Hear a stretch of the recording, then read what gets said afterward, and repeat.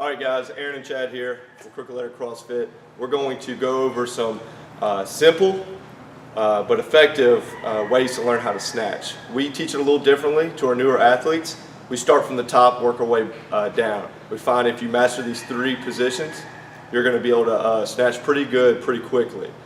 When a new athlete comes in, the first thing we want to do obviously is have them moving safely and efficiently, but our goal is to get them incorporated into class and getting a good workout in. And the best way to do that when you're teaching somebody a super technical movement like the snatch or the clean or the jerk is to simplify the movement, okay?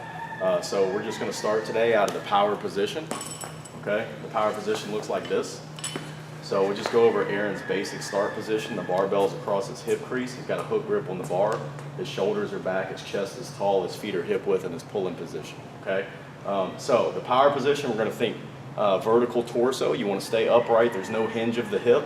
The knees are simply going to be pushed forward and out in this position, okay?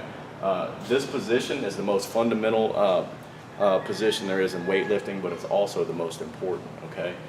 So from here, there's a couple progressions we like to utilize to take our athletes through whenever we warm them up or start teaching them to snatch. So from here, we're going to teach aggressive leg drive and hip extension, and essentially just jumping and shrugging, which we call this a toe shrug, okay? Minimal elbow bend, if any, okay? And you're just teaching your athlete to aggressively extend those hips, try to put those shoulders in their ears, okay? If you notice, when I go into that power position, the barbell doesn't slide down my legs, it stays in my hips. You'll see a lot of this, and they slide. So just keep it right there in the hips, get ready to go. Step 2, we're going to take the athlete through what we call a snatch high pull, okay? So now we're going to get the elbows involved in the pull.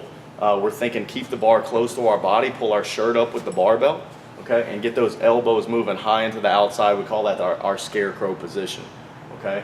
So you saw Aaron demonstrating a couple of snatch high pulls out of the power position, okay? Lastly, you start teaching the athlete to turn over the barbell, okay?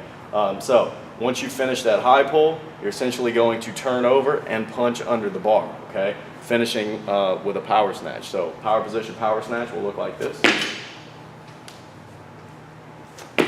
Some real basic points of performance without getting in the weeds. We're looking for aggressive hip extension.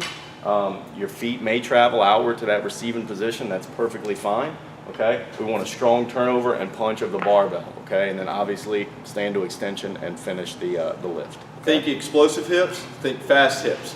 So explode and receive really quickly. Guys, so that's part 1 of learning the snatch. So obviously from the hips in the power position, okay?